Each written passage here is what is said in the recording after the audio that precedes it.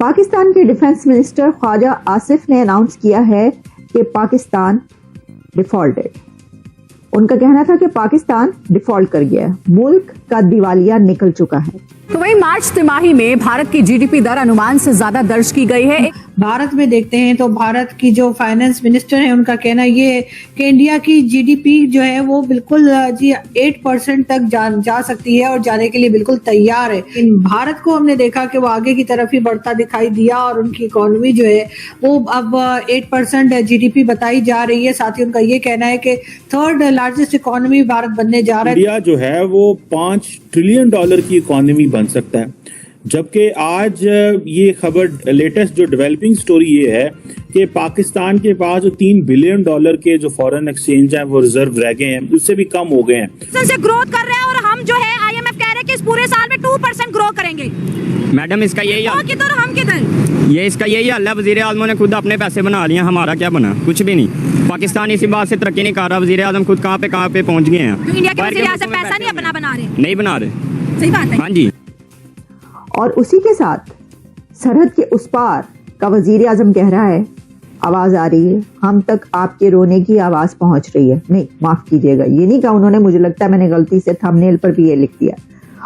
उन्होंने कहा है सेंट्रल बैंक ऑफ इंडिया को, अपने मुल्क के बैंक को कहा है कि आपकी टॉप प्रायोरिटी ग्रोथ होना चाहिए।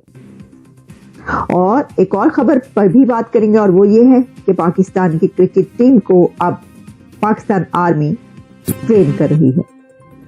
सबसे पहले ख्वाजा आसिफ साहब ने, डिफेंस मिनिस्टर का ये कहना था कि मुल्क का दिवालिया निकल चुका है, इसलिए हम आवाम को, लोगों को रिलीफ नहीं दे सकते। 76 साल से उनको नहीं मिल रहा तो फिर इसमें दुनिया का कसूर नहीं है। ये 76 साल से रास्ता ढूंढ ही नहीं रहे। To India now, pardon me.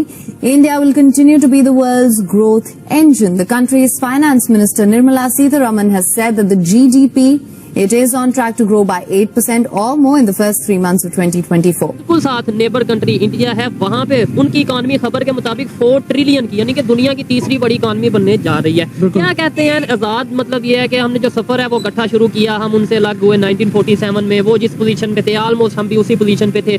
आज वो दुनिया की तीसरी बड़ी इकोनॉमी और हम जो उनसे वो समझ लें कि अपने अखराजात चलाने के लिए भी बहुत मुश्किल है हमारा। उससे सीखा तो जा सकता है, भारत से सीख तो आप अगर भारत को, वैसे तो बहुत से लोग पाकिस्तान में वैसे जो भारत को दुश्मन नहीं मानते, लेकिन फिर भी अगर कुछ लोग मानते हैं तब भी उनको ये भी मानना पड़ेगा कि अगर आप कुछ सीख सकते हैं अपने दुश्मन से तो प्लीज सीख लीजिए। हम लाते हैं टॉक शोज और अनलिमिटेड एंटरटेनमेंट सिर्फ YouTube पर। अगर आपने अभी तक हमारा चैनल सब्सक्राइब नहीं किया तो अभी सब्सक्राइब करें और बेल आइकॉन को क्लिक करके हमारी लेटेस्ट वीडियोस के बारे में अपडेट जानें। तो आइए आपको उन्हीं की जुबानी सुना देते हैं कि उन्होंने क्या कहा है। एक तबके के ऊपर बोझ देर नहीं डालता, दिवालिया हो जाएगा मुल्क, बल्कि मैं समझता हूं दिवालिया हो चुका है।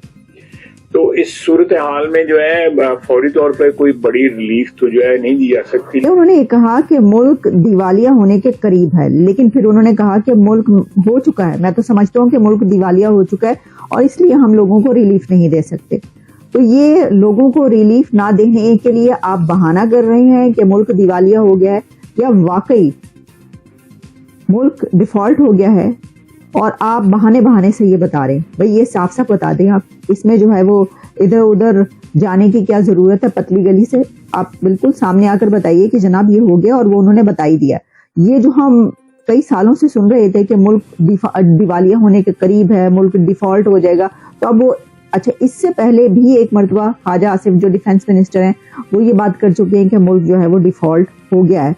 और उस वक्त उन्होंने जब ये कहा था तो सब हैरान परेशान रह गए थे, हैं जी। और उनकी अपनी हुकूमत ये कह रही थी, हैं जी ये क्या हो गया। इनको पता चल गया उस वक्त, हालांकि इसहाक डार जो हैं वो फाइनेंस मिनिस्टर थे।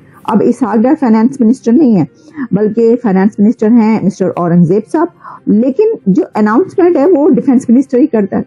ये अजीब सी बात है कि पाकिस्तान का फाइनेंस मिनिस्टर डिफॉल्ट होने की अनाउंसमेंट नहीं करता, बल्कि डिफेंस मिनिस्टर करता है। इस वक्त इंडिया उस लेवल पर पहुंच चुका है, आप उनके नजदीक होंगे तो कुछ शायद आपका फायदा हो। दूर जितना जाएंगे उतने जलील ख्वार होंगे दुनिया में। आज IMF जितना जलील कर रहा है, मैं बता रहा हूं, ये इसके पीछे भी भारत की नापसंदीदगी। Influence of Bharat is so strong in Washington DC, आप सोच नहीं सकते, और आप एग्जिस्ट ही नहीं करते।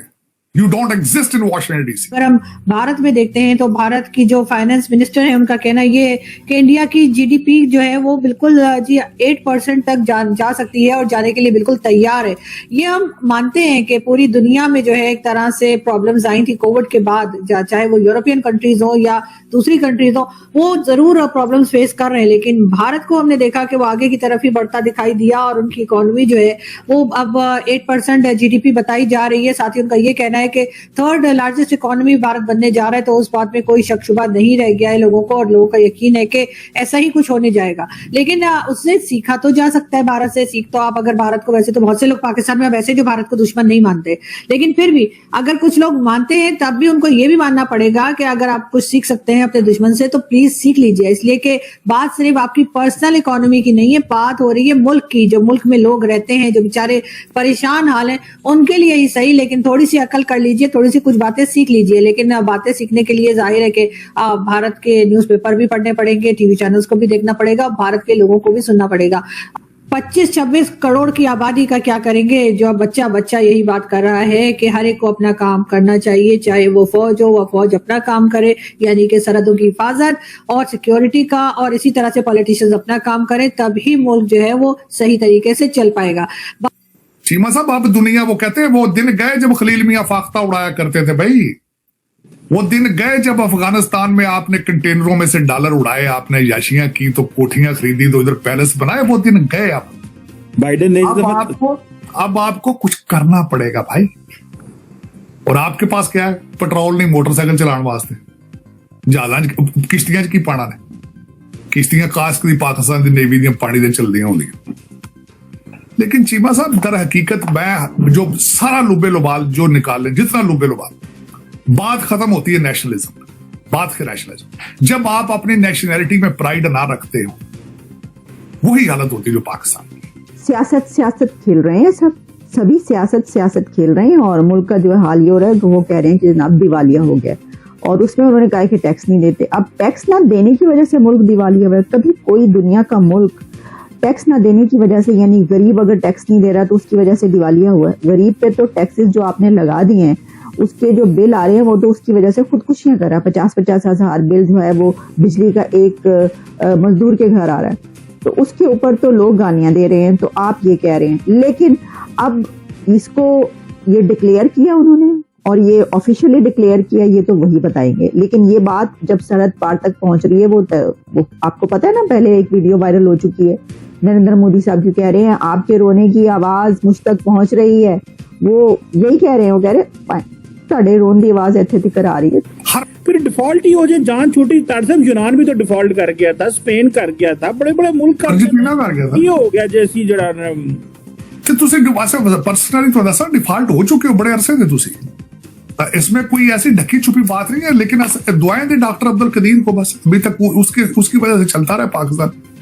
लेकिन वरना आपके पास कुछ सलाहियत तो है नहीं है। मुझे तो वो ब्रिटिश उसकी वायसराय की बात आती है याद, जब वो चले गए थे 1947 में, उसने लिखा था खत पे, उसने कहा they don't know how to govern themselves. आपने प्रूव करके रख दिया कि आपने you are not a governable people. Nation में कहने, मेरे मुंह से नेशन निकलने लगा था कि you don't fit into the qualification of definition of the nation anymore. You are a group of people looting सारा कुछ जो कुछ हो रहा है। पहले आपने बांग्लादेश के साथ किया, जब आप पाकिस्तान के वही साथ कर रहे हैं जो आपने बांग्लादेश का साथ किया था। ग्रोथ कर रहे हैं और हम जो है IMF कह रहे हैं कि इस पूरे साल में 2% ग्रो करेंगे। मैडम इसका यही हाल, किधर हम किधर, ये इसका यही हाल है। वजीर आज़म ने खुद अपने पैसे बना लिए, हमारा क्या बना? कुछ भी नहीं। पाकिस्तान इसी बात से तरक्की नहीं कर रहा। वजीर आज़म खुद कहाँ पे पहुँच गए हैं। इंडिया के वजीर आज़म पैसा नहीं अपना बना रहे, नहीं बना रहे। सही बात है। हाँ जी। तो आपको ये वीडियो कैसा लगा कमेंट बॉक्स में जरूर लिखिए। इस वीडियो को लाइक कीजिए, शेयर कीजिए, सब्सक्राइब करना ना भूलिए आपके चैनल EFC को। तो मिलते हैं अगली वीडियो में। जय हिंद।